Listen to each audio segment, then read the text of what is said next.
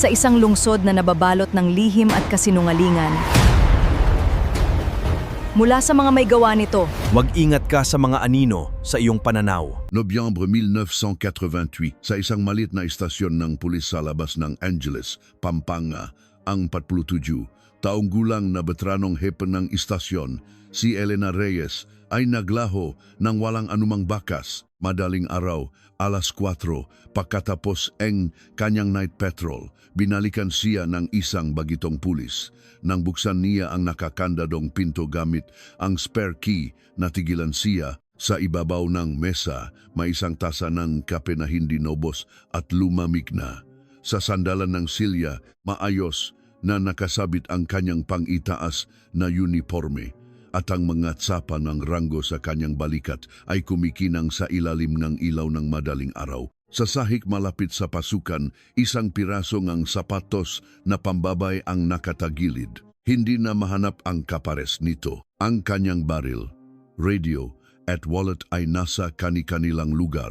Higit pa rito, ang pinto ay mahigpit na nakakandado mula sa loob at lahat ng bintana ay nakasara rin mula sa loob. Walang anumang senyales ng sapilitang pagpasok. Walang bakas ng anumang gulo o dugo.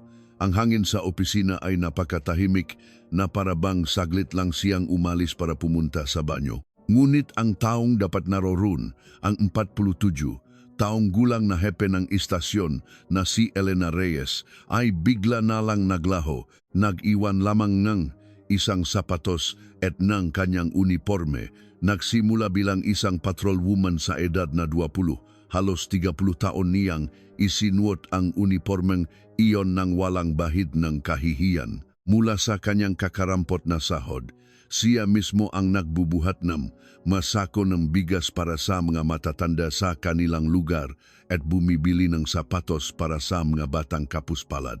Siya ay itinuturing na ina ng komunidad. Kapag may mga okasyon, iniimbitahan niya sa istasyon ang mga matatandang walang mapupuntahan upang pagsaluhan ang mainit na lugaw. Sino ang posibleng manakit sa isang taong tulad niya? Agad na binwa ang isang task force. Sinuyod nung search team ang kalapit na kakahuyan, ilog, maabandonadong bahay at gusali. Ngunit lumipas ang 3 araw, 1 buwan, ngunit walang anumang lead na lumabas tungkol sa kanyang kinaroroonan. Tila ba hindi siya kailanman umiral sa mundong ito at si Elena Reyes ay ganap na naglaho. Kasabay nito, ang ina ni Elena Reyes ay araw-araw na nakaupo sa isang maliit na bangko sa labas ng istasyon. Tinatawag ang pangalan ng kanyang anak. Sa huli, bumaksak siya dahil sa matinding kalungkutan at hindi na nakabangon pa. Ang nag-iisang saksi, ang may-ari ng kalapit na hardware store, ay biglang binawi ang kanyang testimonya at di nagtagal ay isinara ang kanyang tindahan at lumipat sa isang liblib na lugar sa Nueva Ecija. Nagsimula pangang makalat naga tismis ang ilang tao na baka nagtago siya dahil sa personal na dahilan. Ang task force ay halos binuwag na 1 taon matapos ang insidente at ang kaso ay inilagay sa kategorya ng unsolved at itinago sa pinakailalim ng kabinet. Ano nga ba ang nangyari sa maliit na istasyon ng pulis noong madaling araw na iyon? Ang pinto ay nakakandado mula sa loob at walang bakas ng pagpasok. Panong ang isang tao ay maaring maglaho na isang sapatos lang ang naiwan. Ngunit ang natutulok na kaso ay muling nabuhay pagkatapos ng 9 na mahabang taon. Sa isang paglilitis ng ibang kaso, isang retiradong pulis ang nagsalita at isiniwalat ang isang lihim na itinago niya sa kanyang dibdib sa loob ng 9 na taon. Nakita ko ang 2 taong iyon noong gabing iyon. 9 na taon na ang nakalilipas. Sa parehong araw, sa isang ospital sa Nueva Ecija, ang may-ari ng hardware store na may taning na ang buhay ay nagsimulang gumawa ng kanyang huling kumpisal. At sa isang junkyard sa labas ng Cavite, isang itim na kotse na natutulog sa ilalim ng isang madilim na trapal sa loob ng 9 na taon ay halos madurog na sa isang compactor nang bigla itong mapahinto ng isang tao. Kasabay nito, sa isang sulok ng records room, isang maliit na relo na nakalimutan na sa loob ng 9 na taon at nakalista bilang isang simpleng nawawalang gamit ay muling inilabas sa liwanag. Sa kabilang basag na salamin, ang makamay na relo ay huminto sa ganap na 3,47 ng madaling araw. Ano kaya ang nasaksihan ng relong iyon sa loob ng 9 na taon? At noong 3,47 gram madaling araw na iyon, sa loob ng maliit na istasyong nakakandado mula sa loob, ano nga ba talaga ang nangyari? Nagsimula ang lahat sa isang malamig na madaling araw ng Nobyembre 1988. Sa isang maliit na bayan sa labas ng Angeles City, puti ang hamok sa mga bukirin. Sa ilalim ng ilaw ng poste, isang gusali, lamang geye istasyon ng pulis ang may sindi. Alas 4 ng madaling araw. Huminto sa harap ng istasyon si Patrolman Marco Santos pagkatapos ng kanyang night patrol. Karaniwan, si Hepe Elena Reyes ang magbubukas ng pinto mula sa loob o kahit man lang may maririnig siyang ingay. Hinawakan ni Marco ang doorknob at itinulak ito. Ang pinto ay mahigpit na nakakandado mula sa loob. Kumatok siya ulit ngunit walang sumasagot. Kumunot ang ni Marco at kinuha ang mga spare key mula sa kanyang baywang. Click! Ang tunog ng pagbukas ng kandado ay bumasag sa katahimikan ng madaling araw. Pagpasok ni Marco, natigilan siya. Sa ibabaw ng mesa, may isang tasa ng kape na hindi naubos at lumamig na. Sa sandalan ng silya, mayos na nakasabit ang pangitaas na uniforme ni Hepe Reyes. Mayos ang pagkakayos nito at ang mga tapa ng kanyang ranggo na kanyang ipinakmamalaki ay naroon pa rin. Napadako ang tingin ni Marco sa sahig malapit sa pasukan. Isang piraso ng sapatos na pambabae ang nakatagilid. Hindi na makita ang kapares nito. Nanginginig ang kamay ni Marco nang buksan niya ang drawer ng mesa. Ang baril ni Hepe Reyes ay naroon pa rin at ang kanyang radio at wallet ay nasa kani-kanilang lugar. Napahawak si Marco sa mesa habang nanginginig na kinuha ang radio. Isang apurahang tawag ang ipinadala niya sa headquarters. Bago pa man sumikat ang araw, dumagsa ang mga investigador sa harap ng istasyon. Ang veteranong investigador na si Ricardo De Leon ang unang pumasok. Si Ricardo o Cardo sa mga kasamahan ay halos 30 taon nang nagsisilbi sa Homicide Division at kilala sa kanyang karanasan. Sinuri ni Cardo na may suot na guwantes ang malamig na tasang kape, walang bakas ng lipstick sa tasa. Nabalitaan niyang si Hepe Reyes ay hindi naglalagay ng kolorete sa mukha kapag nakaduty. Dahan-dahang inilibot ni Cardo ang kanyang tingin sa loob ng opisina. Ang drawer ay nakasara at ang mga dokumento ay mayos na nakasalansan. Ang mga bintana at ang pinto ay nakakandado mula sa loob. Walang anumang senyales ngang sa pilitang pagpasok. Walang bakas ngang anumang gulo. Ang tanawin ay tila nagpapahiwatig na si Hepe Reyes ay saglit lamang umalis para magbanyo. Ngunit saan siya nagpunta, nagiwan na isang sapatos at na kanyang uniforme. Yumuko si Cardo sa isang makipot na espasyo sa tabingang paang ng mesa. May isang bagay na kumislap at nakuha ang pansin ng investigador. Dahan-dahan niya itong dinampot, isang maliit na pambabaeng relo. Ang leather strap nito ay kupas na at basak ang isang bahagi ng salamin. Itinaas ni Cardo ang relo sa liwanag. Ang makamay nito ay huminto sa 3:47 ngang madaling araw. Sandaling tinitigan ni Cardo ang mga numero bago ibinigay ang relo sa isang batang kasamahan. Inilagay ng pulis ang relo sa isang plastic bag at isinulat sa dulo ng listahan ng ebidensya. Isang pambabaeng relo, posibleng nawawalang gamit. Walang sinuman ang nakaisip kung ano ang magiging kahulugan ng maikling linyang iyon.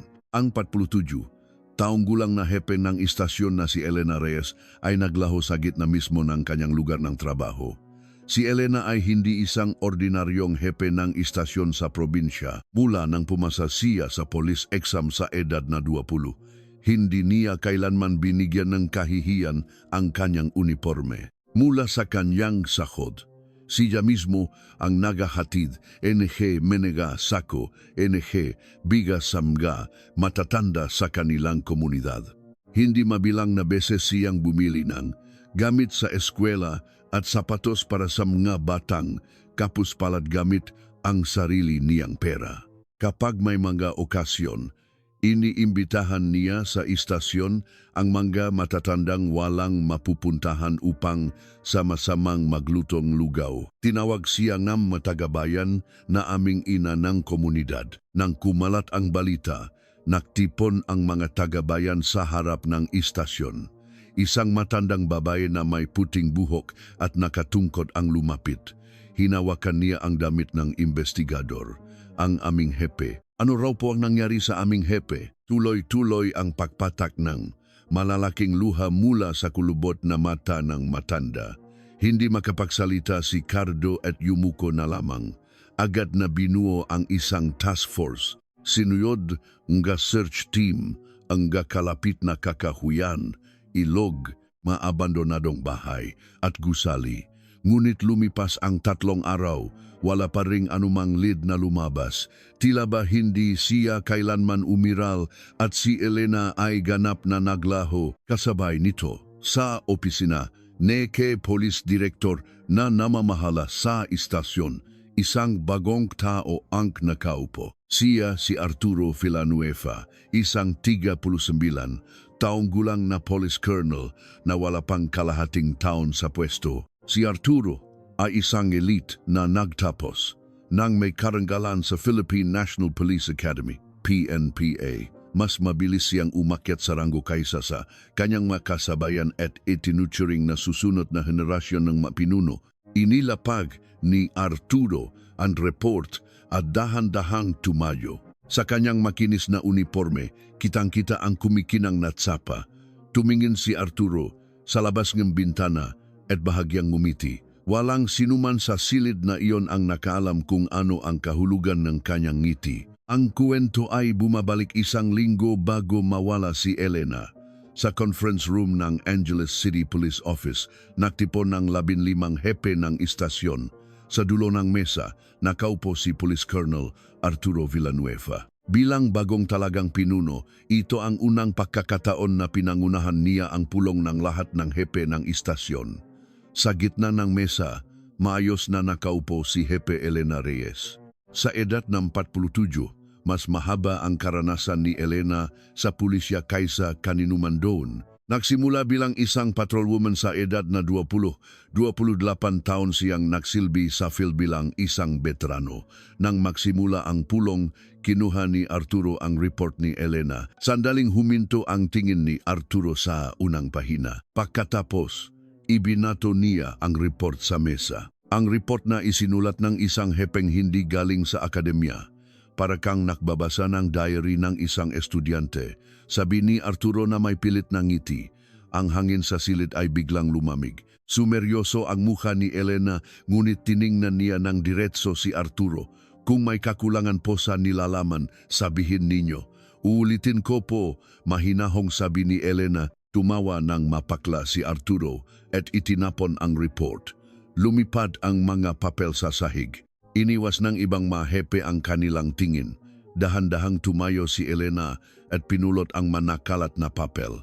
Hindi tumigil ang pang-insulto ni Arturo kahit tapos na ang pulong. Ang mga night duty na hindi ipinapagawa sa ibang hepe ay sunod-sunod na ibinigay kay Elena. Ang magagawain sa mga event sa komunidad at mga papelis mula sa headquarters ay naging responsibilidad na niya. Hindi kailanman nagreklamo si Elena. Tahimik niyang ginawa ang kanyang trabaho at ang maipinasa sa kanya.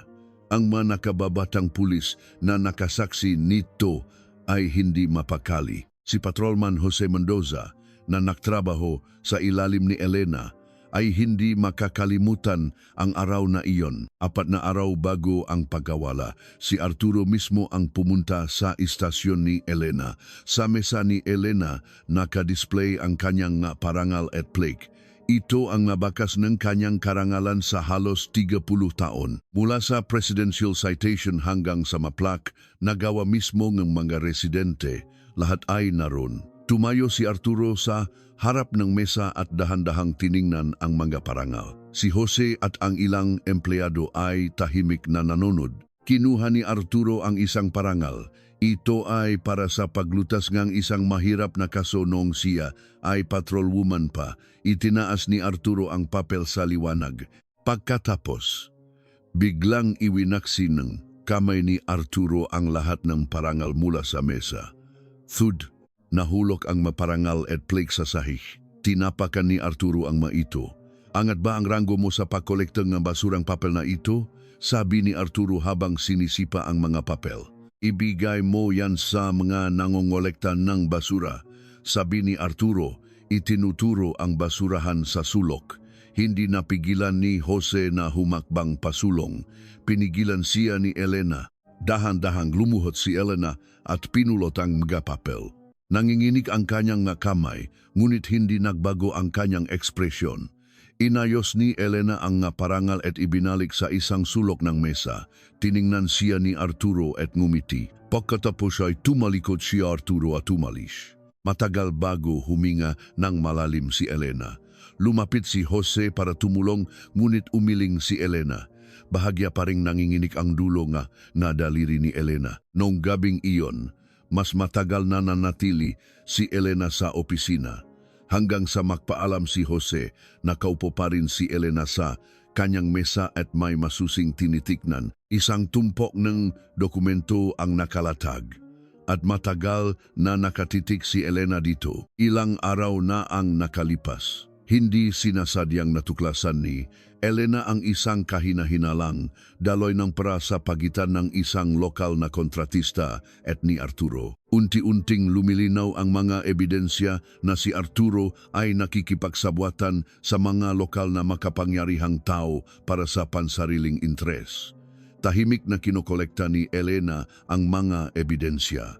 Plano niyang hindi ito sabihin kaninuman hanggat hindi pa niya formal na nai-report sa headquarters. Gabi bago siya mawala, sa parking lot sa likod ng istasyon, 2 anino ang makaharap, isang 50 anyos na lalaki na papunta sa isang tindahan sa tapat ng hardware store ang nakakita sa kanila. Siya, si Roberto Cruz, ang may-ari N Hardware.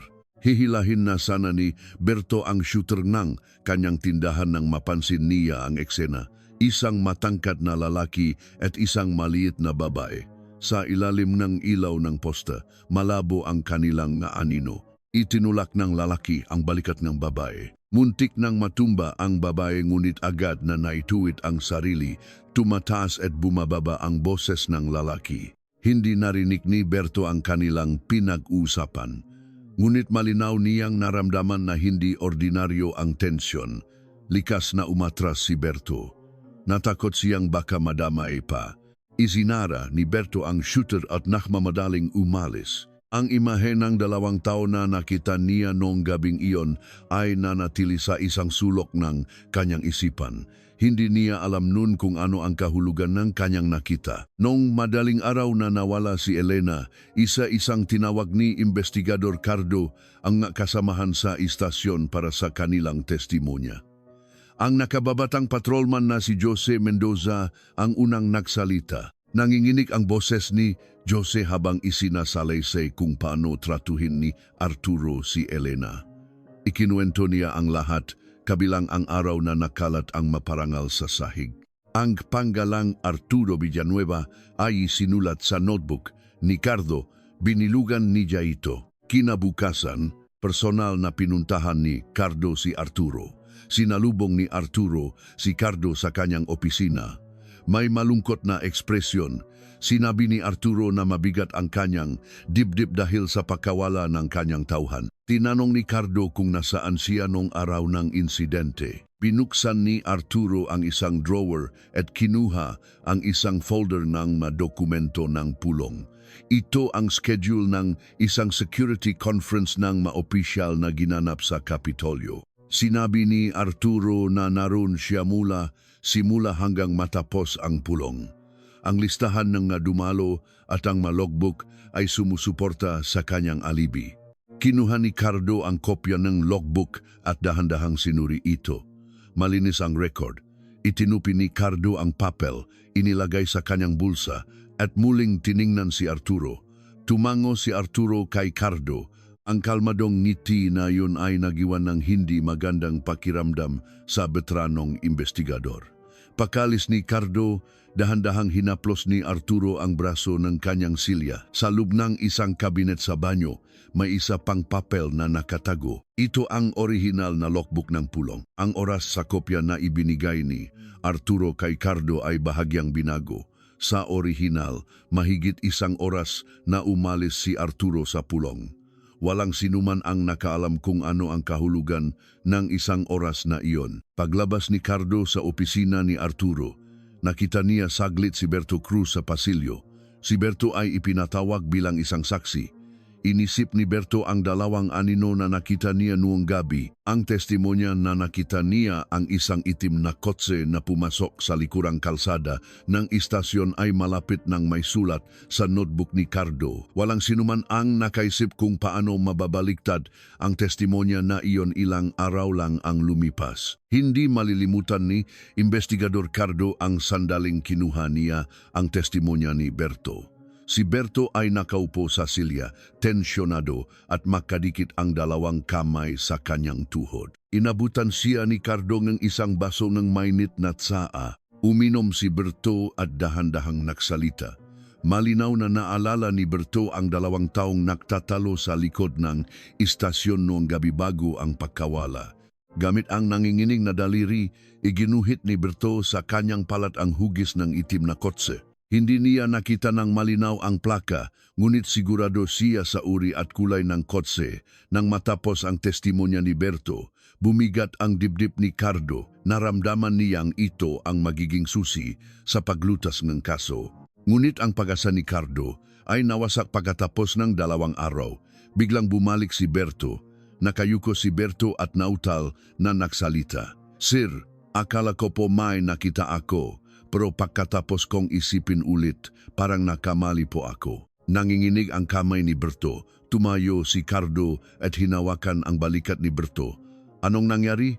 May pumilit ba sa'yo?" Tanong ni Cardo, tinitingnan ng diretso ang mata ni Berto. Umiling si Berto at umatras. "Hindi po. Lasing o yata ako nun kaya nakamali akong tingin. Mas mabuti pong huwag na akong magsalita ng hindi ko sigurado." Nanginginig ang labi ni Berto. Pinanot ni Cardo ang kamay ni Berto habang pinipirmahan ang pagbawi ng testimonya. May maliit na pasa sa pulso ni Berto. Gusto sanang itanong ni Cardo, ngunit mabilis na tumayo si Berto at umalis na parang tumatakas. Habang nakatingin sa naiwang upuan, napakuyom ng kamao si Cardo. Nalaman niya kalaunan na isang malaking halaga ng pera na hindi alam ang pinanggalingan ang idineposito sa bank account ni Berto. Di nagtagal, isinara ni Berto ang kanyang hardware store sa murang halaga at lumipat sa isang liblib na bayan sa Nueva Ecija. Ang task force na nawalan ng pangunahing saksi ay nagsimulang manghina.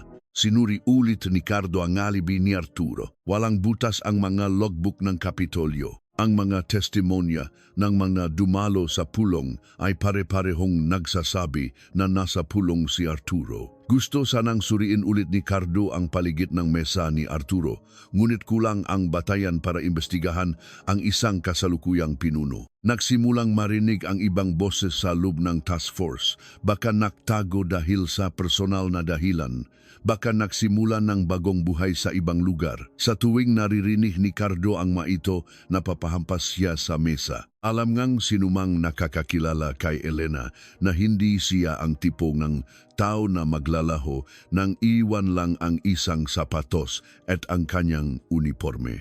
ngunit lumipas ang panahon, nakpalit ang taon, at isa pa, ngunit wala pa ring balita tungkol kay Elena. Ang task force ay halos binuwak na isang taon matapos ang insidente. Ang kaso ni Elena ay inilagay sa kategorya ng unsolved at itinago sa pinakailalim ng cabinet. Sa huling araw, si Cardo mismo ang nagdala ng kahon ng dokumento ng kaso sa bodega. Sa loop ng kahon, may plastic bag na naglalaman ng maebidensyang nakolekta. Sa isa sa ito ay ang sirang pambabaeng relo. Kinuha ni Cardo ang plastic bag at sandaling tiningnan ang basak na salamin ng relo. Ang makamay nito ay nananatiling nakaturo sa 3:40 ng madaling araw. Ibinalik ni Cardo ang bag sa kahon at isinara ito. Klang, isang mabigat na tunog ang narinig ng isara ang pinto ng cabinet. Ang katotohanan ay natulok sa malamig na kadiliman. Sa loob ng isang taon na iyon, araw-araw na nakaupo ang ina ni Elena sa parehong lugar. Isang maliit na bangko sa labas ng istasyon kung saan nasisikatan ng araw. Dun, isa-isa niyang tinitingnan ang dumadaan. Umasa siyang baka naligaw lang ang kanyang anak at babalik din. Kahit umulan, naroon siya may hawak na payong. Kahit pilitin siya ng kapitbahay na pumasok, hindi siya umaalis. Halos hindi siya kumakain kaya unti-unti siyang nanghina. Isang malamig na araw ng taglamig, bumaksak siya. Dinala siya ng kapitbahay sa ospital. Sabi ng doktor, dahil daw ito sa matinding kalungkutan at panghihina, mula noon hindi na siya nakaupo sa bangko na iyon. Nagsimula ang mga araw na nakahiga na lang siya at nakatingin sa kisame. Ang nakababatang kapatid ni Elena, si Isabel, ang nag-alaga sa kanilang ina. Si Isabel ay isang simpleng, may bahay na nasa edad 40. Mula nang mawala ang kanyang ate, gumuho ang mundo ni Isabel. Sa tuwing dumadalaw siya sa bahayng kanilang ina, maingat niyang inaayos ang kwartong kanyang ate. Ang magadamit, larawan diary at magasulat ay inilagay niya sa mga kahon. Dinala niya ang mga ito sa atik ng kanyang bahay. Sa isang pader ng atik, isinabit niya ang larawan ng kanyang ate at araw-araw ay nagdarasal sa harap nito. Ate, nasaan ka man? Sana buhay ka. Sabihin mo lang na buhay ka, bulong ni Isabel habang hinahaplos ang mukha ng kanyang ate sa larawan. Ngunit ang Elena sa larawan ay nakangiti lang at walang sagot na ibinibigay. Kasabay nito, ang buhay ni Arturo ay patungo sa kabaliktarang direksyon. Sa katapusan ng taon na nawala si Elena, lumabas ang pangalan ni Arturo sa diaryo bilang isang huwarang pinuno na nanawagan para sa mabilis na paglutas ng kaso. Nang sumunod na taksibol, si Arturo ay napromote sa isang mas malaking istasyon ng pulisya.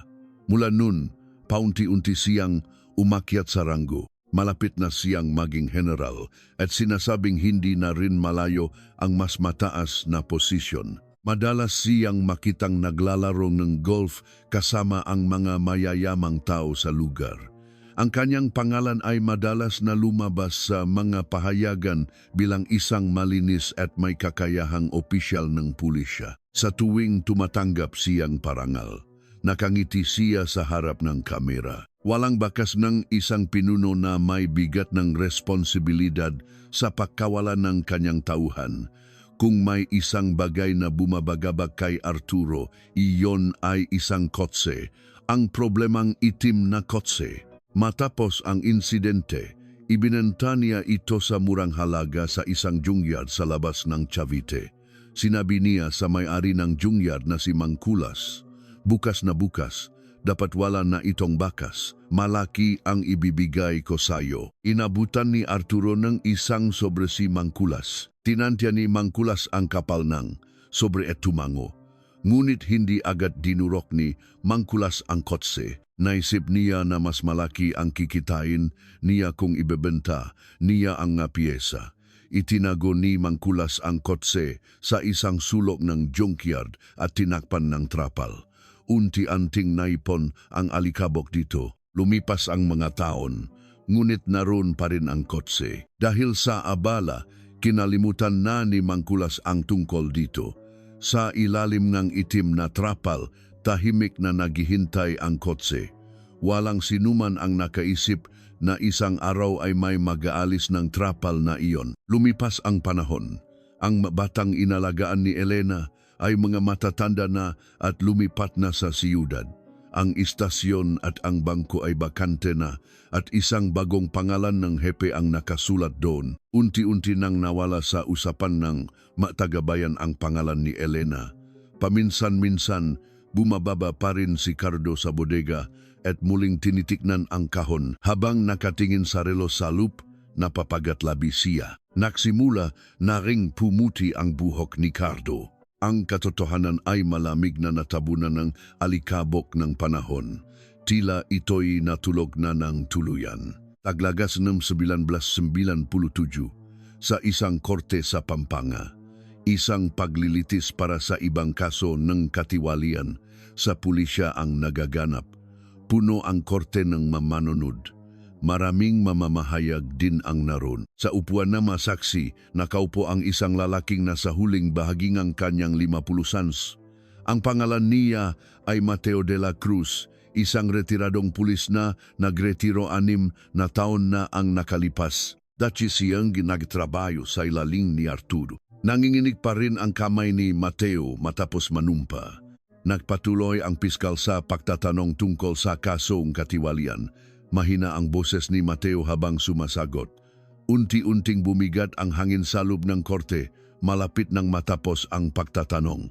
Itinanong na piskal ang huling tanong. Kung may alam pa kayong ibang katiwalian, sabihin ninyo ngayon dito. Lumapit ang piskal kay Mateo. Matagal na hindi nagsalita si Mateo. Natahimik ang buong korte. Nanginginig ang kamay ni Mateo sa kanyang tuhod. Dahan-dahan niyang itinaas ang kanyang ulo.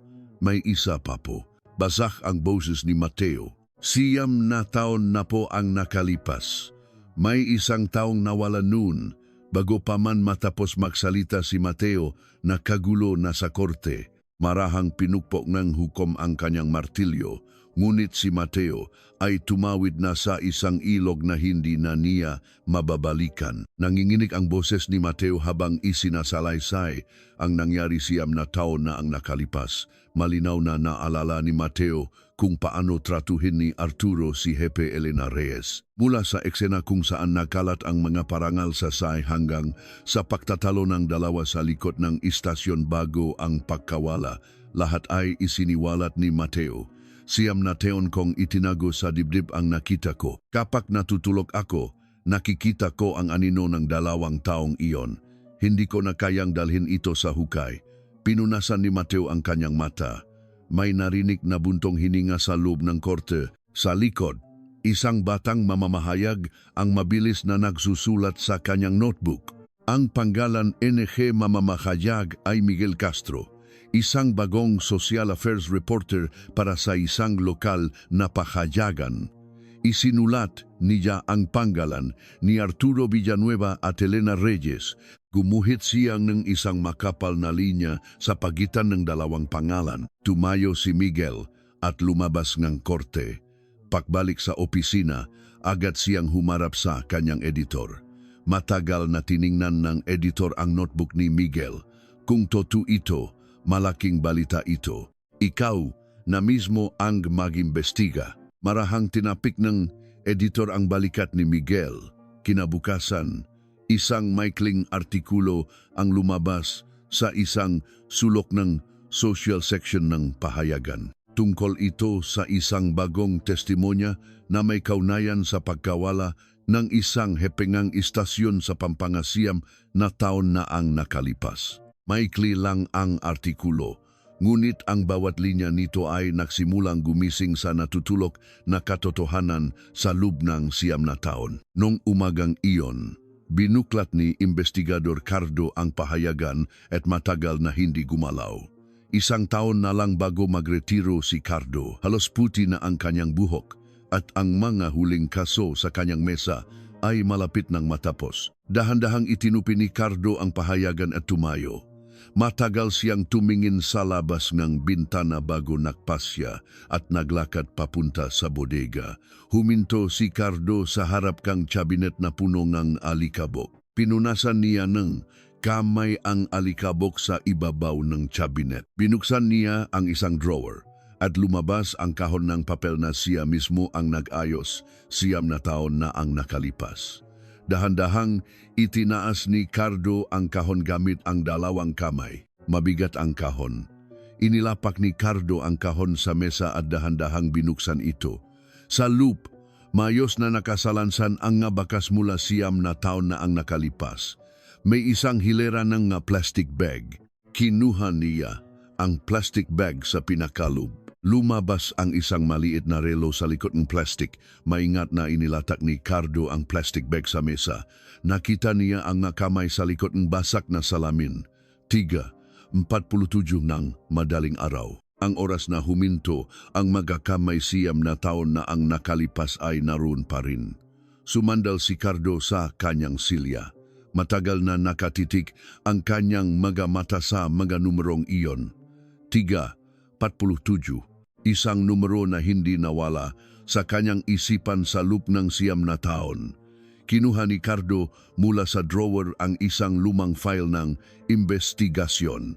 Ito ang kopya ng logbook ng pulong sa Kapitolyo na isinumite ni Arturo 9 na taon na ang nakalipas. Inilatak niya ito sa mesa katabi ng relo.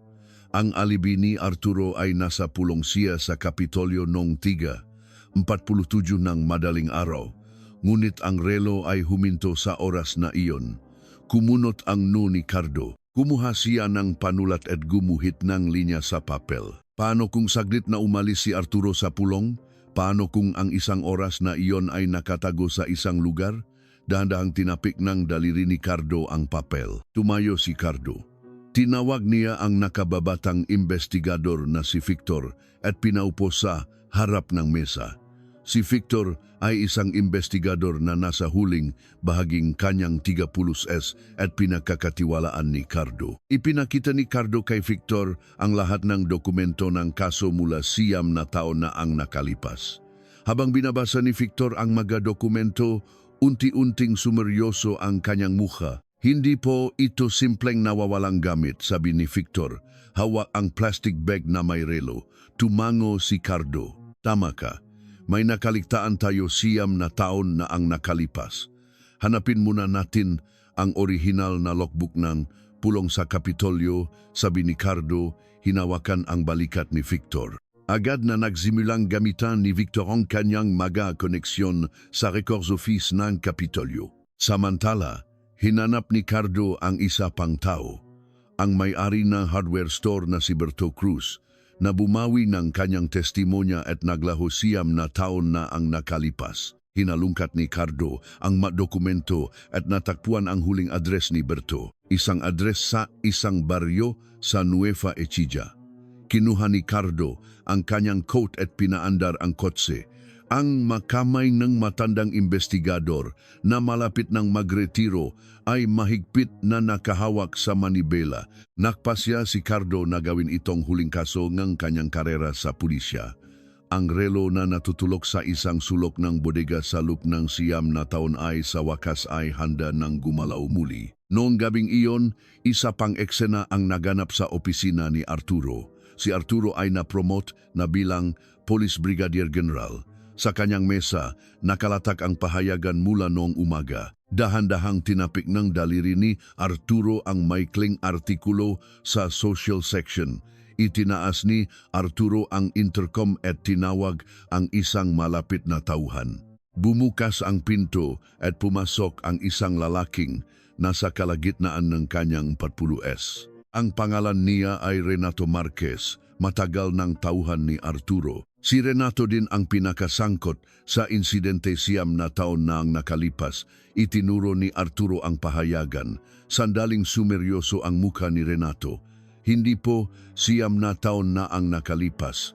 Walang ebidensya at walang katawan, mahinang sabi ni Renato. Sumandal si Arturo sa kanyang silya at dahan-dahang ngumiti. Tama ka, kahit na matagal nang nangyari. Kung walang ebidensya, wala na. Tinapik-tapik ni Arturo ang mesa, pero may isang bagay.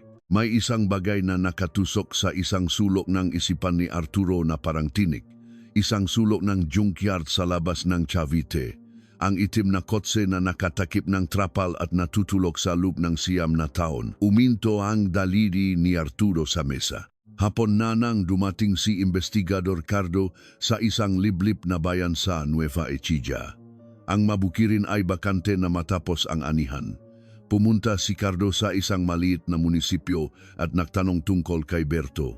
Matapos ang matagal na paghahanap sa mga dokumento, sinabi ngang isang empleyado na si Berto ay inilipat sa isang kalapit na ospital 2 taon na ang nakalipas.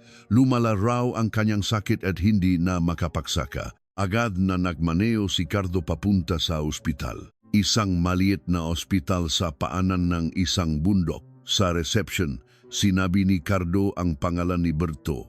Naalinlangan sandali ang nurse bago samahan si Cardo sa isang silid sa dulo ng 3 palapag. Pagbukas ng pinto, nakita niya ang payat na katawan ni Berto na nakahiga sa kama. Halos hindi niya makilala kung ito nga ba ang Berto na nakaupo. Sa harap niya, 9 na taon na ang nakalipas. Lubok ang kanyang mapisngi at ang kanyang mabraso ay butot balat na lang.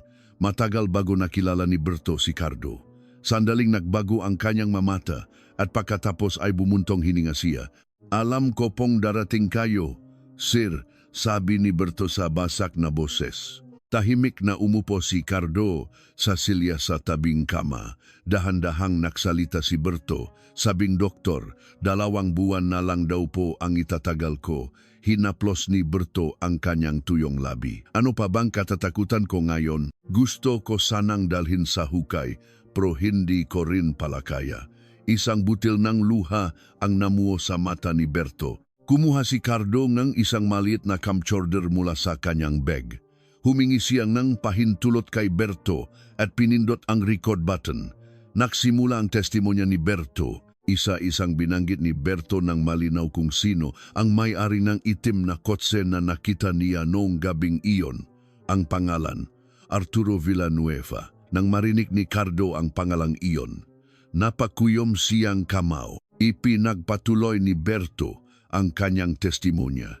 4 na araw matapos ang pagkawala, isang lalaking nakasweet ang pumunta sa kanyang hardware store. Inabutan siyang lalaking ng isang makapal na sobre. Nasa loob ang perang hindi pa niya nahawakan sa buong buhay niya. Isang maikling salita lang ang sinabi ng lalaki bago umalis. Kung gagawin mong hindi mo nakita ang nakita mo, magiging payapa ang pamilya mo. Hindi raw niya makalimutan ang boses na iyon sa loob ng 9 na taon. Kinabukasan, kailangang bumalik ni Berto sa harap ni Cardo para bawin ang kanyang testimonya. Ang maliit na pasa sa kanyang pulso ay bakas ng pagpisil ng lalaki sa kanyang kamay noong gabing iyon. Habang pinakikinggan ang kwento, napabuntong hininga si Cardo. Nagpatuloy si Berto, hirap sa pahinga. Ginamit ko po ang perang iyon para magsaka at pag-aralin ang mga anak ko. Pero habang buhay, kinakain nito ang konsensya ko. Dahan-dahang inilagay ni Berto ang kanyang kamay sa ibabaw ng kamay ni Cardo. Sir, pakiusap, pagbayarin niyo po siya sa kasalanan niya. Nanginginig ang boses ni Berto. Hinawakan ni Cardo ang kamay ni Berto. Kumuha si Cardo ng isang papel para sa sinumpaang salaysay. Nanginginig ang kamay ni Berto habang isinusulat ang kanyang testimonya. Sa dulo, inilagay niya ang kanyang pirma. Pinatay ni Cardo ang camcorder at maingat na inilagay ang sinumpaang salaysay sa kanyang bag. Sa unang pagkakataon, bahagyang ngumiti si Berto, isang ekspresyon ng isang taong nakapagbaba ng mabigat na pasanin. Tumayo si Cardo at muling hinawakan ng mahigpit ang kamay ni Berto. Pangako, tatapusin ko po ito. Maikling pangako ni Cardo. Dahan-dahang tumango si Berto. Paglabas ni Cardo sa silid, sandaling namula ang kanyang mata. Kasabay nito, sa opisina ni Arturo sa Pampanga, isa pang plano ang nagsisimula. Muling ipinatawag ni Arturo ang kanyang tauhan na si Renato. Isinara ni Renato ang pinto at tumayo sa harap ng mesa. Kumuha si Arturo ng isang makapal na sobremula sa drawer at inilagay sa harap ni Renato. Yung jungyard sa Cavite, si Mangkulas, Mukhang hindi niya tinapos ang trabaho niya, sabi ni Arturo habang tumatayo. Bukas na bukas, dapat wala ng bakas ang kotseng yon. Itulak mo mismo sa compactor. Mababa ngunit matigas ang boses ni Arturo. Kinuha ni Renato ang sobre at yumuko. Pagkaalis ni Renato, sumandal ulit si Arturo sa kanyang silya. Ang maliit na tinik na bumabagabag sa kanya sa loob ng 9 na taon ay malapit ng matanggal. Kinabukasan ng umaga sa isang junkyard sa labas ng Cavite, dahan-dahang itinaas ni Mangkulas ang shutter. Sa isang sulok sa ilalim ng itim na trapal, ang kotseng natutulog sa loob ng 9 na taon ay nababalutan ng makapal na alikabok. Itinaas ni Mangkulas ang isang sulok ng trapal. Lumabas ang itim na katawan ng kotse. Papunta na sana si Mangkulas para i-check ang compactor ng isang itim na kotse ang pumasok sa junkyard. Bumaba sina Cardo at Victor. Nagmamadaling nakbiyahe si Cardo buong gabi papunta sa junkyard. Nalaman ni Victor mula sa records office ng Kapitolyo ang isang mahalagang bagay at ipinalam ito kay Cardo. Bukod sa kopya na isinumite ni Arturo, may isang orihinal na kopya na nakatago sa imbakan nega Kapitolyo na nakatakda ng itapon. Sa orihinal, ang oras ni pagalis ni Arturo sa pulong ay mahigit 1 oras. Agad na naisip ni Cardo ang itim na kotse na ipinatapon umano ni Arturo 9 na taon na ang nakalipas. Hinalungkat ni Cardo ang lumang dokumento buong gabi para malaman ang lokasyon ng junkyard. Sa harap ng junkyard, ipinakita ni Cardo ang kanyang ID kay Mangkulas, nasaan ang kotse na ipinakatiwala ni Arturo 9 na taon na ang nakalipas. Mababa ngunit matatak ang boses ni Cardo. Namutla si Mangkulas para siyang nanlambot at umatras. Sumanya si Cardo kay Victor. Agad na naglakad si Victor papunta sa trapal. Nanginginig na hinawakan ni Mangkulas ang isang dulo ng trapal. Dahan-dahang inalis ang trapal at lumabas ang itim na kotse na natutulog sa loob ng 9 na taon. Dahan-dahang inikutan ni Cardo ang kotse, halos walang bakas ng paggalaw sa yuping trunk. Tumingin si Cardo sa loob. Ang isang bahagi ng upuan sa likod ay kakaibang pudpot. Matagal na nanatili ang tingin ni Cardo doon. Sa sandaling iyon, isa pang kotse ang mabilis na pumasok sa junkyard, si Renato.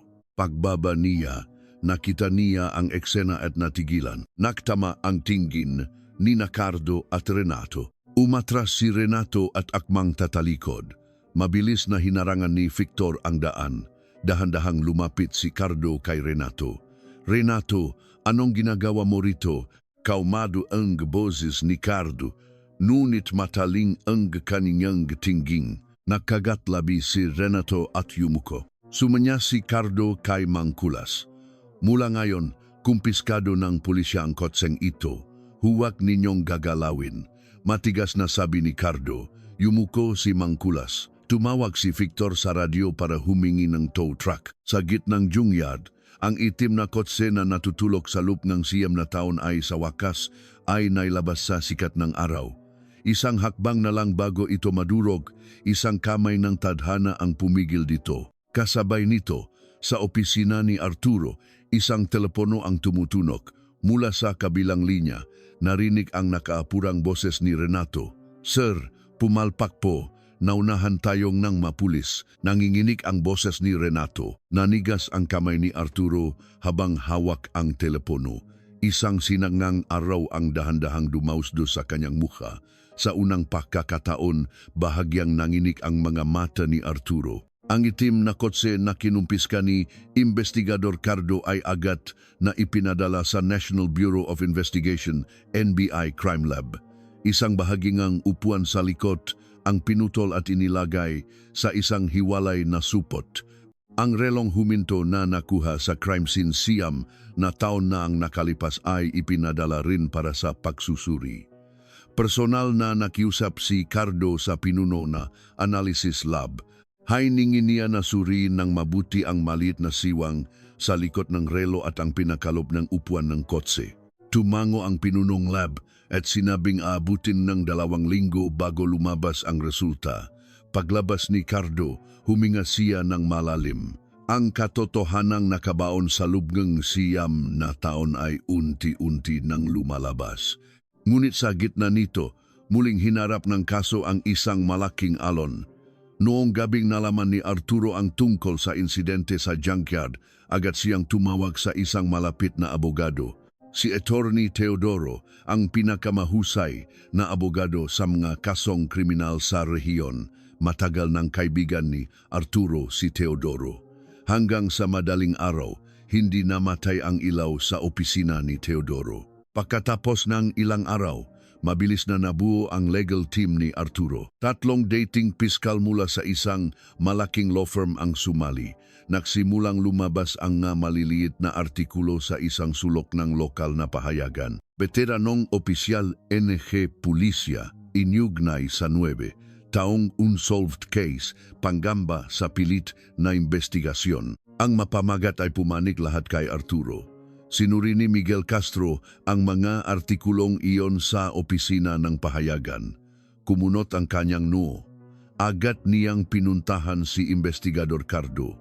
Nakaharap sila sa maliit na opisina ni Cardo. Inilatak ni Miguel ang madokumentong nakalap niya sa mesa.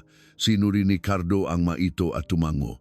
Sir, susundan ko po ito hanggang sa huli. Kung may isang panik na gustong manahimik, dapat may isa namang mag-iingay, di ba? Matatak ang tingin ni Miguel. Sa unang pagkakataon, bahagyang ngumiti si Cardo. Makalipas ang ilang araw, pangalawang beses na bumisita si Cardo sa ospital sa Nueva Ecija. Kukunin niya sana ang karagdagang testimonya ni Berto at titignan ang kanyang kalagayan. Ngunit malinis na ang kama sa silid. Lumapitang Izong, Narskay, Cardo at Yumuko. Pumanaw po siya 2 araw na ang nakalipas. Bago siya pumanaw, madalas po niyang kayo ikuwento. Sabi niya, siguradong tatapusin ninyo daw po ang kaso. Inabot ng NARS kay Cardo ang isang maikling liham na iniwan ni Berto. Kinuha ni Cardo ang liham. Matagal siyang nakatayo at nakatingin sa bakanteng kama. Ang sinumpaang salaysay at video recording ni Berto ay ligtas na nakatago sa safe ng opisina ni Cardo. Kinabukasan pagkamatay ni Berto, agad na ginamit itong na legal team ni Arturo bilang sandata. Sa isang press conference, nagsalita si Attorney Teodoro. Pumanaw na po ang nag-isang saksi. Ang kaso 9 na taon nang nakalipas ay wala ng paraan upang malaman ang katotohanan. Ang natitira na lang ay mahula at haka-haka. Matigas ang tono ni Teodoro. Mabilis na ipinalabas ng makamera ang kanyang pahayag. Tila kumampi ang opinyon ng publiko kay Arturo. Nong gabing iyon, kinuha ni Cardo mula sa safe ang video recording ni Berto. Tinawagan niya si Miguel Castro. Kinabukasan, malaking balita sa front page ang artikulo ni Miguel. Kasama sa artikulo ang kopya ng sinumpaang salaysay ni Berto. Nakasaad sa artikulo na iniwan ni Berto ang isang video ng kanyang huling testimonya bago mamatay. Isinalin sa letra ang ilang bahagi ng pahayag ni Berto sa video. Biglang bumaliktad ang opinyon ng publiko. Bawat istasyon ay nagulat tungkol sa video testimony ni Berto. Ang huling kumpisal ng isang pasyenteng may taning na ang buhay ay lumabas sa mga screen. Sa opisina ni Arturo, mahigpit ang pagkakahawak niya sa remote control ng TV. Sa screen, ang malabong mukha ni Berto ay patuloy na nagbibigay ng testimonya. Pinatay ni Arturo ang TV. Isang mabigat na katahimikan ang bumalot sa silid. Kasabay nito, inilabas ng legal team ang kanilang pangalawang alas. Pinagdudahan nila ang pagiging ebidensya ng relo. Saan ang ebidensya na kay Elena nga ang relong iyan? Iyon ang kanilang argumento. Itinuro nila na noong nakuha ito 9 na taon na ang nakalipas. Ito ay nakalista bilang isang simpleng nawawalang gamit. Muling bumigat ang hangin sa opisina ni Cardo. Huminga ng malalim si Victor. Sir, kailangan nating ng taong magpapatunay na kay Hepe Elena nga ang relong iyon. Mahina ang boses ni Victor. Dahan-dahang tumayo si Cardo. Isang tao ang pumasok sa kanyang isipan. ang nakababatang kapatid ni Elena, si Isabel. Agad na pumunta si Cardo sa bahay ni Isabel. Isang maliit na bahay sa labas ng Angeles. Sinalubong ni Isabel si Cardo sa bakuran. May maputing buho na rin si Isabel. Inimbitahan ni Isabel si Cardo sa sala. Sa isang pader, nakasabit ang larawan ni Elena sa isang maayos na frame. Yumuko si Cardo sa harap ng larawan. Ipinaliwanag ni Cardo kay Isabel ang sitwasyon. Nagsimulang manginig ang kamay ni Isabel. Dahan-dahang tumayo si Isabel at umakyat sa attic. Sa isang sulok, may makahon na nakasalansan na 9 na taon na niyang itinatago. Kinuha niya ang pinakaibabaw na kahon. Sa loob, may 2 lumang photo album ni Elena. Inilatak ni Isabel ang mga album sa mesa. Dahan-dahang binuklat ni Cardo ang mga pahina. Si Elena noong patrolwoman pa, si Elena noong unang parangal, si Elena kasama ang mga bata sa komunidad. Bawat larawan ay may nakangiting mukha ni Elena. Huminto ang mata ni Cardo sa isang larawan. Ang ika-60 kaarawan ng kanilang ina. Nasa gitna ng pamilya si Elena, hawak ang kamay ng kanyang ina. Sa pulso ni Elena, may isang maliit na relo. Kinuha ni Cardo ang larawan. Mula sa kanyang bag, kinuha niya ang larawan ng relo mula 9 na taon na ang nakalipas. Itinabi niya ang 2 larawan. Ang hugis at disenyo ng leather strap ng relo ay eksaktong makatugma. Huminto ang daliri ni Cardo sa ibabaw na larawan. Tumingin siya kay Isabel.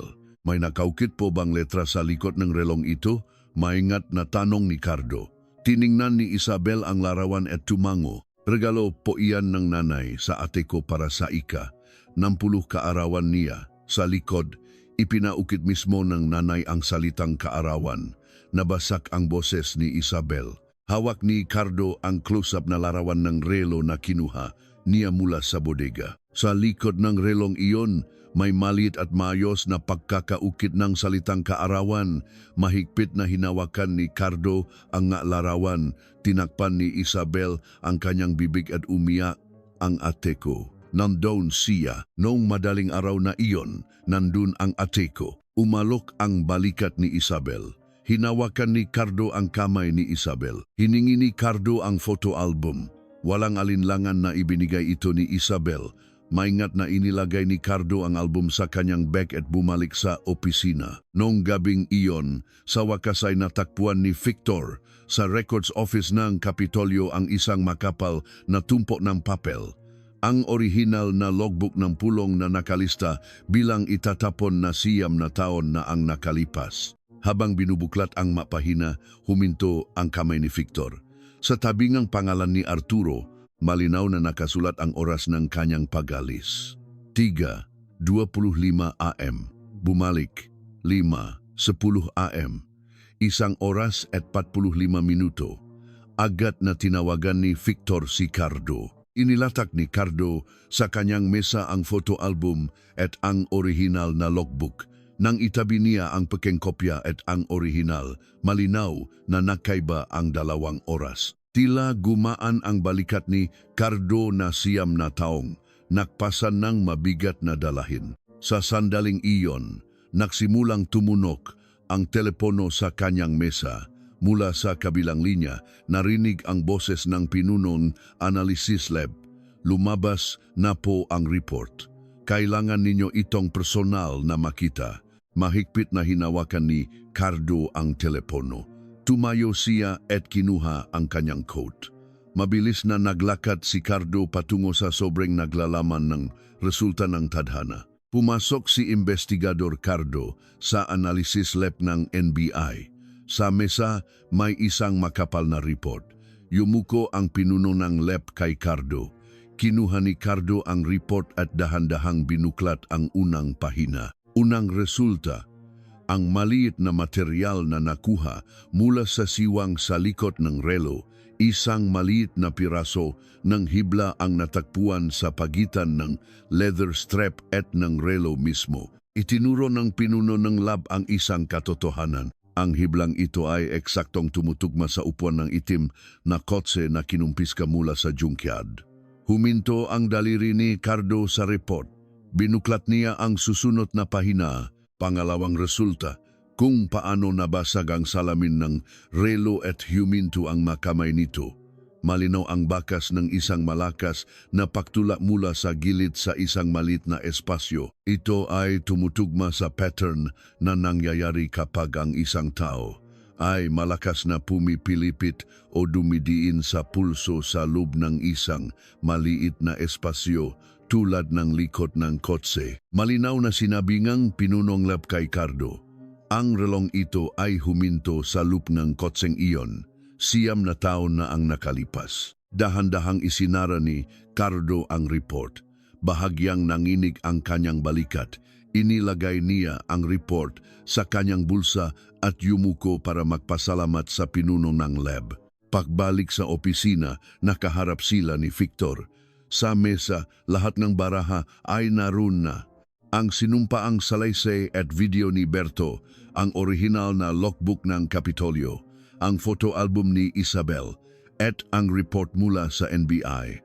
Isa-isang tinuro ni Cardo ang maebidensya.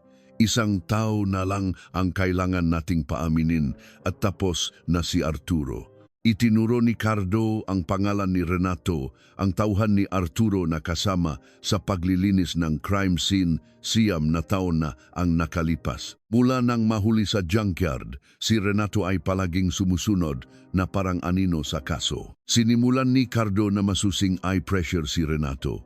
Ang kanyang bank transactions, ang tawag niya kay Arturo, ang kanyang galaw nung araw na iyon 9 na taon na ang nakalipas ay isa-isang sinuri. Maging ang resibo ng gasolinan ng kanyang kotse ay nakuha ni Cardo. Ang lambat ng ebidensya ay unti-unting sumisikip salik ni Renato. Sa ikalimang araw ng kanyang interogasyon, hapon na, kumikislap ang ilaw sa interrogation room. Nagsimulang mangginig ang kamay ni Renato. Dahan-dahang inilagay ni Cardo sa mesa ang isang larawan.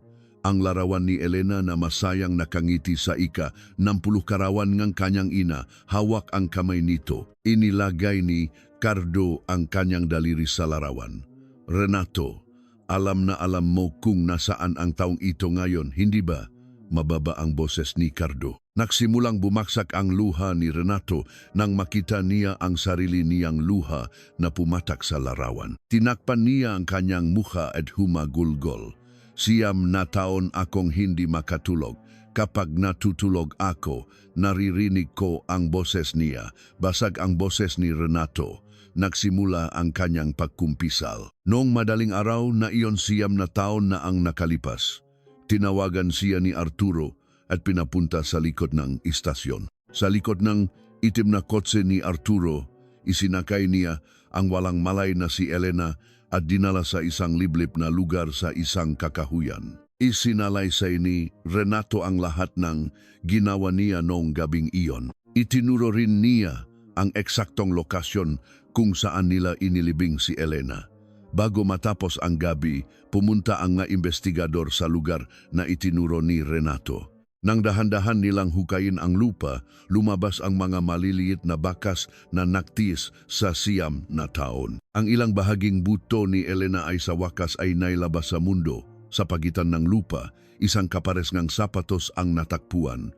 Ito ang kapares ngang sapatos na naiwan sa harap ngang istasyon 9 na taon na nakalipas. Matagal na nakaluhod si Cardo sa lugar na iyon.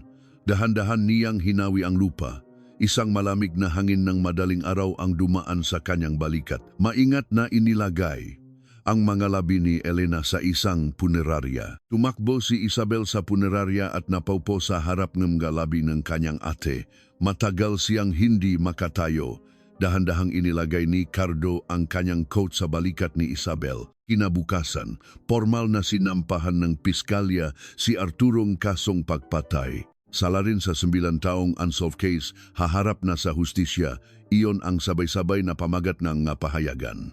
Sa screen ng TV, sa unang pagkakataon, nakbago ang mukha ni Arturo. Kasama ang kanyang mga abogado. Hinarap ni Arturo ang mga kamera sa harap ng piskalya.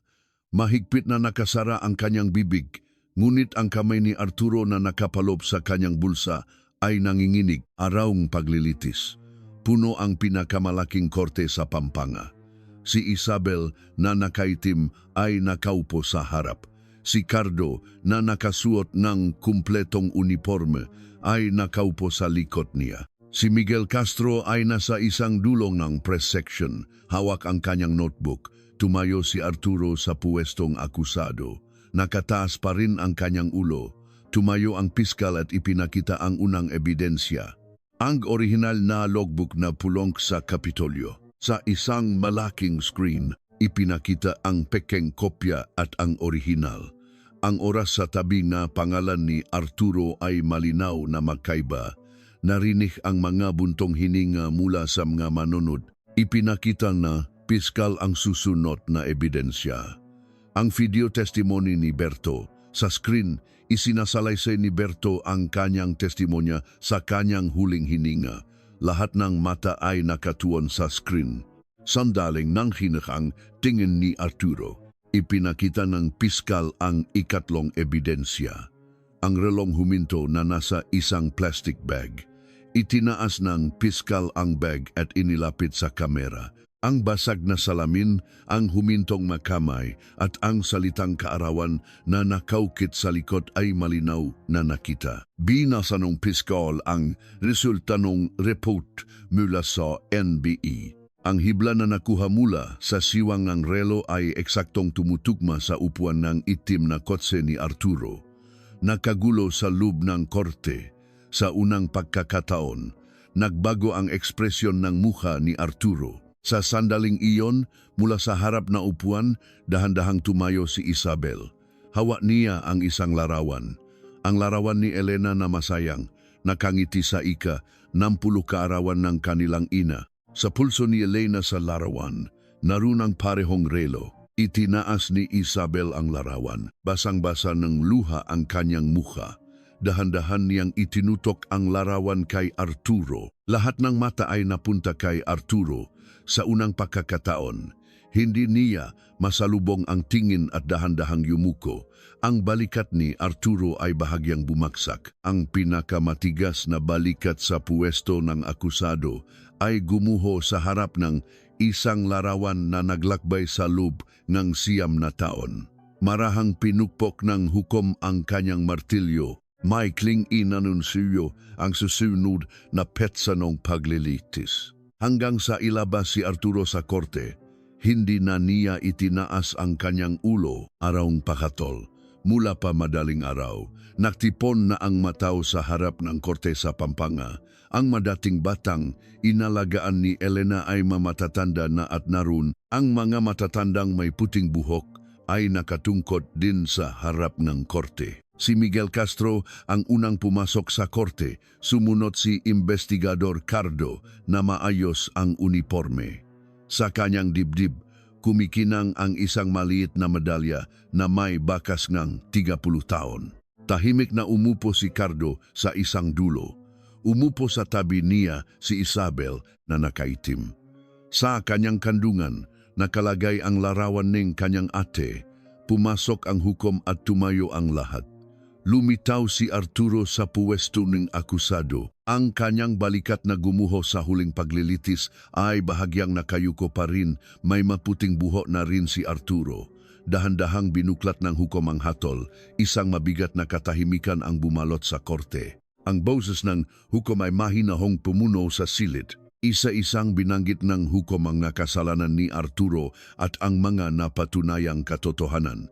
Ang pagyurak sa dignidad ng isang mas mababang ranggo na tauhan at ang pagitil sa kanyang buhay. Ang 9 na taong pagtatanggol sa kanyang karangalan sa ibabaw ng pagdurusa ng pamilya at mga kasamahan.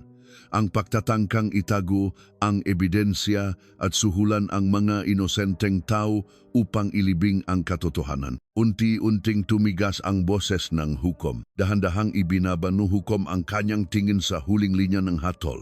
Lahat ay napigil ang hininga.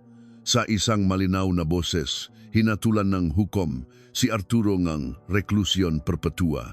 Mula sa mga manonod, narinig ang mahikbi at isang mabigat na katahimikan. Nanginginig ang kamay ni Isabel sa ibabaw ng frame ng larawan. Dahan-dahang bumagsak mula sa balikat ni Cardo ang mabigat na pasanin na dinala niya sa loob ng 9 na taon. Habang naririnig ang hatol, hindi may taas ni Arturo ang kanyang tingin, dahan-dahan siyang inilabas mula sa korte. Ang kanyang balikat na dati pinakatuwid ay ngayon ay lubos na nakayuko. Makalipas ang ilang araw, hinatulan din sina Renato at Mangkulas.